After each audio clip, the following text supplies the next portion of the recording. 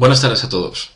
Cuando los comunistas y los socialistas de todos los partidos, que al final son los verdaderos guardianes de las esencias del Leviatán, de las esencias del liberticida Leviatán, salen a la palestra a ofrecernos esos demagógicos discursos con los que nos obsequian con cierta frecuencia, es bastante frecuente escuchar argumentos que pretenden entrar en el ser humano justo por la misma zona que ese ser humano tiene para evacuar sus desperdicios. De esta forma, el camino ascendente de esos mensajes doctrinarios hasta su llegada a la mente se torna en una especie de proceso de asimilación de sentimientos casi siempre nacidos desde la excitación de los instintos más primarios del hombre. Sentimientos nacidos desde las entrañas, como el miedo, o como la envidia o el rencor, y que son usados siempre por el Estado para lograr una sociedad civil mucho más dócil y fundamentalmente una sociedad civil más esclavizada. Así, el miedo a que falte el Estado y nos encontremos desnudos y desprotegidos, la envidia hacia los que más ganan, hacia los ricos, como nos suelen decir habitualmente, o el rencor hacia los que más prosperan, suelen ser ejemplo de estos miedos. Y en mi opinión, es labor de los liberales el reconducir ese proceso digestivo impuesto por el Estado y procesar todas esas consignas y discursos estatistas, discursos que no dejan de ser discursos tremendamente paternalistas, para que desde el razonamiento más aséptico posible podamos digerir esos discursos y eliminar todo cuanto desperdicio contengan.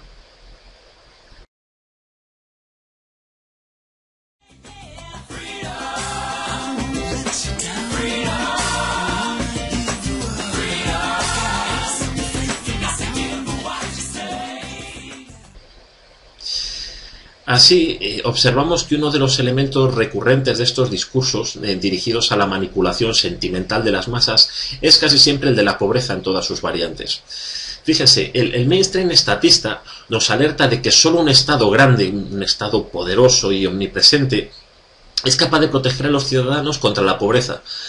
Pero lo realmente cierto es que una vez más, y como todos ustedes pueden comprobar, este contaminado discurso socialista confunde siempre, esta confusión es de forma interesada, las causas con los efectos. A grandes rasgos, creo que podemos interpretar el concepto estatista de la pobreza como una mala distribución de la tarta de la riqueza. Una riqueza que, por algún motivo que a mí se me escapa, al parecer viene dada y de cuyo justo reparto solo puede encargarse un Estado fuerte, y un Estado que hará llegar la riqueza repartida a todos esos sectores de la forma más eficiente y siempre acorde con los principios fundamentales de la justicia social. No me digan que no es maravilloso el discurso. Pero fíjese, la pregunta que nos debemos hacer creo que es la siguiente. ¿Se pueden construir estos mundos idílicos en base a premisas falsas y voluntaristas? Evidentemente la respuesta es no. Los liberales consideramos la libertad como la representación de mayor riqueza personal a la que se puede aspirar y consideramos también la riqueza material como un premio personal obtenido siempre en términos generales por el buen hacer individual a la hora de cooperar más eficiente con los demás. Para cerrar este círculo argumental, establecemos una relación directa entre la obtención de esa riqueza material y la preexistencia de una máxima libertad personal.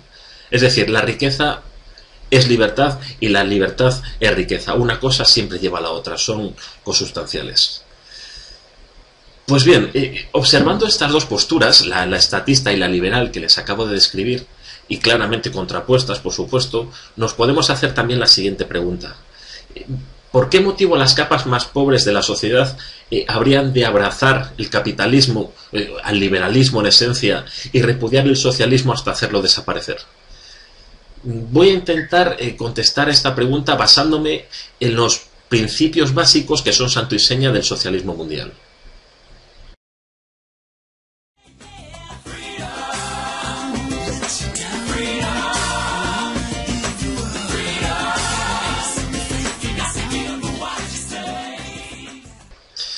Y el primer punto en el que me gustaría detenerme de estos principios básicos es el estado natural del planeta.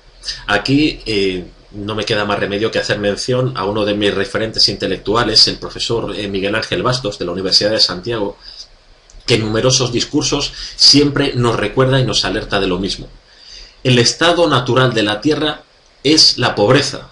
El estado natural de nuestro planeta es la extrema pobreza.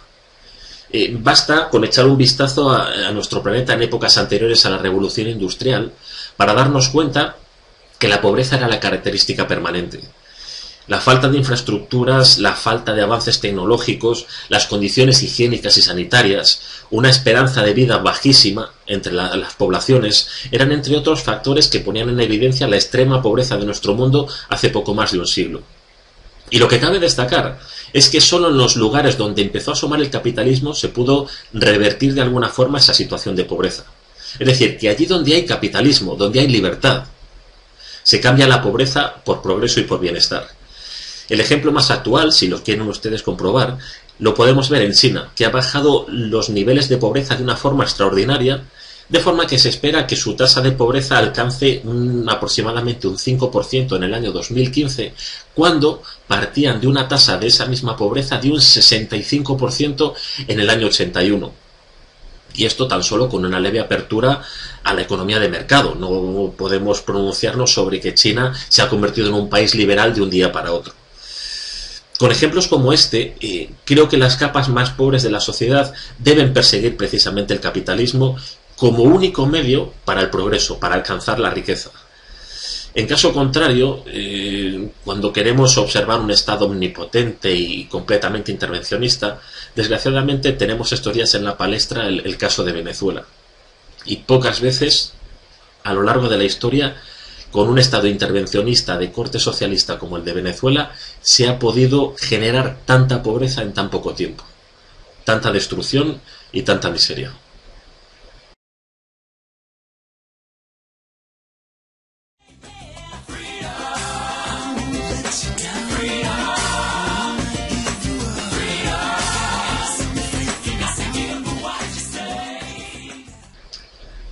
El segundo punto del que les quería hablar es, en mi opinión, el punto nuclear de todo este vídeo, con el que quiero ponerme en contacto con ustedes. Y es el problema de la educación.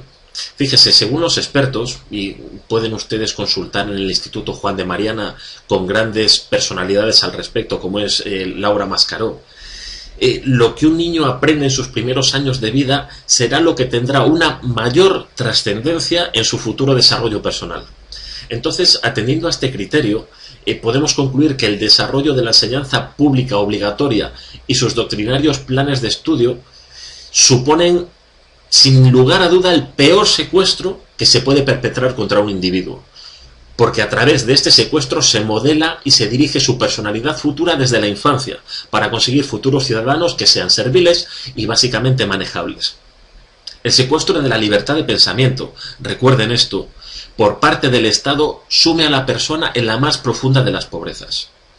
En España tenemos numerosos ejemplos, como toda la doctrina impartida desde los libros de educación para la ciudadanía, en los que se identifica continuamente el capitalismo con el demonio, a los empresarios con los seres más malvados. En Argentina, los compañeros y queridos amigos de Argentina me han estado enviando continuamente ejemplos de lo que realiza la Cámpora, por ejemplo, en sus escuelas, adoctrinando a los niños en base al peronismo y a las doctrinas kirchneristas. Pero bueno, esto intentaré relatarlo en un próximo vídeo, que creo que le resultará muy interesante. Quiero volver a resaltar la última frase concerniente a este punto de la educación. El secuestro de la libertad perpetrado por el Estado, el secuestro de esa libertad y sobre todo de la libertad de pensamiento, sume a la persona en la más profunda de la pobreza. Aboguen por una enseñanza libre. No dejen que el Estado se encargue de secuestrarlos y convertirlos en unos ciudadanos serviles y obedientes que no sean capaces de pensar por sí mismos. Abandonen el Estado. Asuman responsabilidades.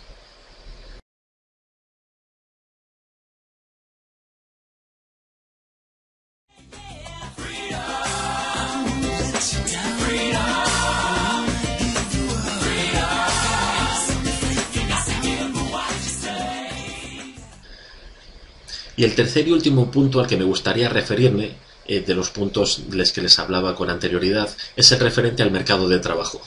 Fíjese, el fundamento de una sociedad rica, de una sociedad próspera, es la división del trabajo y del conocimiento, fundamentalmente del conocimiento, como bien se encarga de apuntar en casi todas sus intervenciones el profesor Juan Ramón Rayo.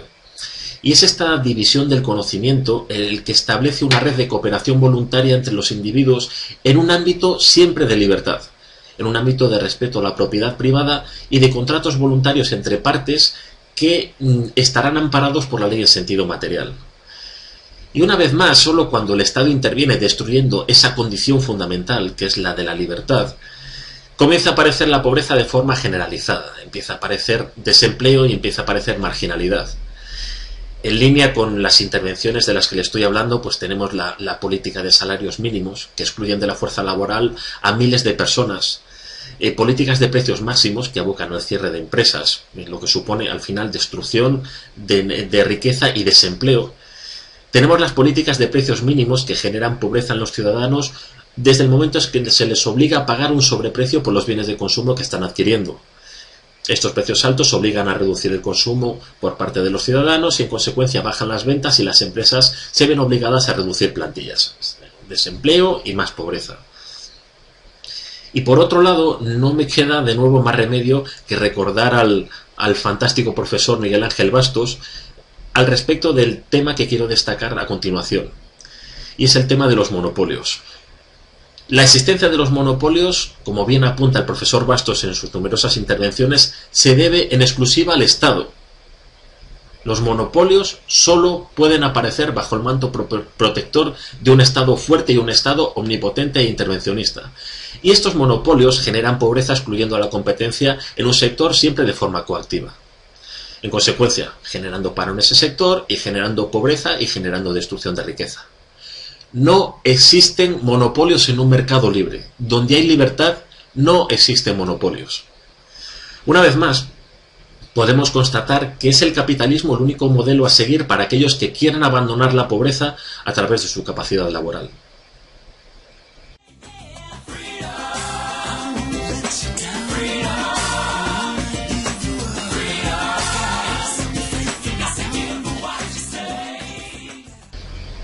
Haciendo un balance de los 3 puntos que hemos tratado anteriormente para relacionar la libertad con la riqueza, con la prosperidad, hemos hablado de la natural situación de pobreza del planeta, hemos destacado la potencia de la libertad y del capitalismo a la hora de reducir esa pobreza, y hemos hablado de cómo el Estado actúa en sentido contrario, generando siempre pobreza en cada una de sus intervenciones.